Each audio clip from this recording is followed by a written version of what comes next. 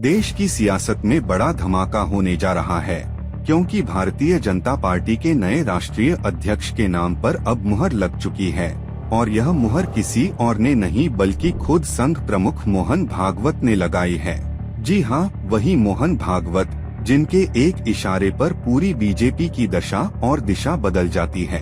खबरें यह आ रही हैं कि भागवत ने जिस नाम को चुना है वह न सिर्फ आरएसएस का पुराना सिपाही है, बल्कि कभी नरेंद्र मोदी और अमित शाह के सबसे करीबी माने जाते थे। लेकिन अब वही शख्स गुजरात लॉबी की नींद उड़ा चुका है। उसका नाम सुनते ही दिल्ली से लेकर गांधीनगर तक खलबली मच चुकी है। अब सवाल यह है कि क्या बीजेपी के राष्ट्रीय अध्यक्ष की कुर्सी से मोदी शाह युग का अंत शुरू हो गया है? क्या आरएसएस ने एक बार फिर से बीजेपी को अपने शिकंजे में कसना शुरू कर दिया है? दरअसल प्रधानमंत्री मोदी की विदेश यात्रा के बाद इस फैसले का ऐलान होना था और अब वह ऐतिहासिक घड़ी आ चुकी है जब बीजेपी की कमान ऐसे नेता को सौंपी जा रही है जो संगठन का आदमी है, संघ का निष्ठावान कार्यकर्ता है और जिसका नाम खुद मोहन भागवत ने फाइनल किया है। सूत्रों के अनुसार यह नाम है मनोहर लाल खट्टर, पूर्व हरियाणा मुख्यमंत्री और वर्तमान में करनाल लोकसभा से सांसद। खट्टर की छवि एक सधे हुए, अनुशासित और पूर्णकालिक प्रचारक की रही है, जो आजीवन अविवाहित रहकर संघ और संगठन की सेवा में लगे रहे। यह वही खट्टर हैं जिन्हें 2014 में संघ की सिफारिश पर हरियाणा का मुख्यमंत्री बनाया गया था, लेकिन जब 2024 के लोकसभा चुनाव के बाद हरियाणा में सत्ता संतुलन बिगड़ा तो उन्हें किनारे कर दिया गया। उस समय कहा गया कि मोदी शाह की जोड़ी ने खट्टर को बलि का बकरा बना दिया, लेकिन अब आरएसएस ने उनको फिर से केंद्र में लाकर मोदी शाह को कड़ा संदेश दे दिया है कि बीजेपी सिर्फ गुजरात लॉबी की जागीर नहीं है। सूत्रों का दावा है कि मोहन भागवत ने 4, 5 और 6 जुलाई को केशव कुंज में संघ और भाजपा के वरिष्ठ नेताओं के साथ बैठक कर खट्टर के नाम पर मुहर लगाई और अब गुरुवार को बीजेपी की आंतरिक चुनाव समिति इसकी तारीख तय करने जा रही है। ओबीसी मोर्चा के प्रमुख और पार्टी के राष्ट्रीय चुनाव अधिकारी डॉक्टर के लक्ष्मण की अध्यक्षता में बैठक होगी, जिसमें संबित पात्रा और बीएल संतोष जैसे नेता भी होंगे और यह लगभग तय है कि खट्टर ही नए अध्यक्ष होंगे। अब बड़ा सवाल यह है कि अगर खट्टर राष्ट्रीय अध्यक्ष बनते हैं तो क्या वह रबर स्टैंप होंगे या आरएसएस की हुकूमत फिर से बीजेपी में स्थापित होगी? क्या यह मोदी शाह की उल्टी गिनती की शुरुआत है? क्या अब गुजरात लॉबी को दरकिनार कर नागपुर लॉबी का बोलबाला होगा? जानकारों का मानना है कि मनोहर लाल खट्टर जैसे नेता को अध्यक्ष बनाकर संघ यह संकेत दे रहा है कि वह संगठन को फिर से वैचारिक और अनुशासित मार्ग पर लाना चाहता है।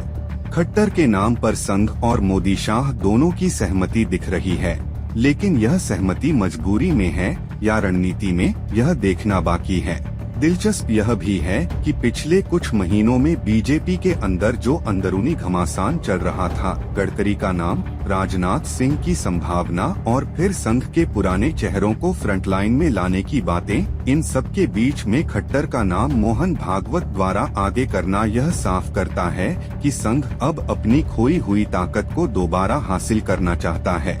गौर करने वाली बात यह है कि बीजेपी के नए अध्यक्ष का चुनाव ऐसे समय हो रहा है जब 2029 की सियासी जमीन तैयार हो रही है और नरेंद्र मोदी का तीसरा कार्यकाल शुरू हो चुका है। ऐसे में खट्टर जैसे व्यक्ति का अध्यक्ष बनना सिर्फ एक पद का बदलाव नहीं बल्कि राजनीतिक दिशा का परिवर्तन है।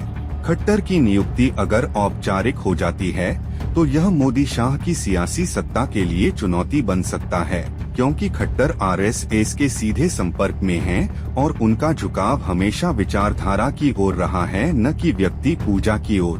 क्या खट्टर अपने कार्यकाल में उन नेताओं को आगे लाएंगे जो संघ की सोच को आगे बढ़ाते हैं?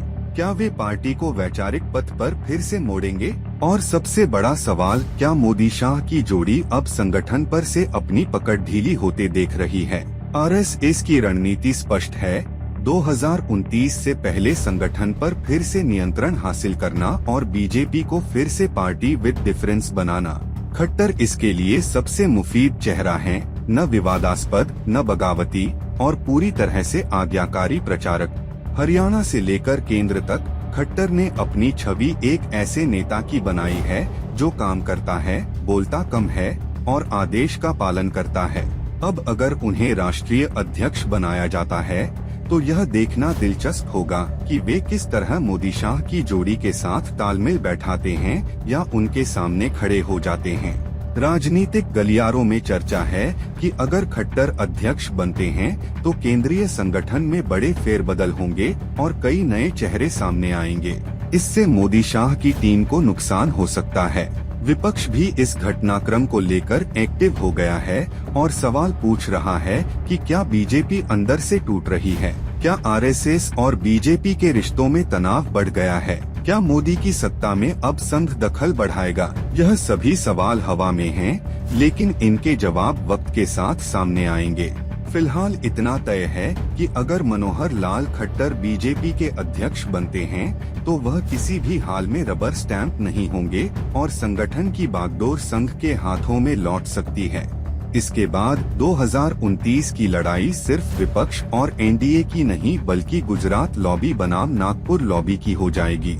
बीजेपी की वर्तमान स्थिति और अंदरूनी राजनीति को देखते हुए यह कहना गलत नहीं होगा कि इस फैसले से राष्ट्रीय स्वयंसेवक संघ ने एक बार फिर यह जता दिया है कि अंतिम फैसला नागपुर में ही होता है, दिल्ली सिर्फ उसकी राजनीतिक शाखा है।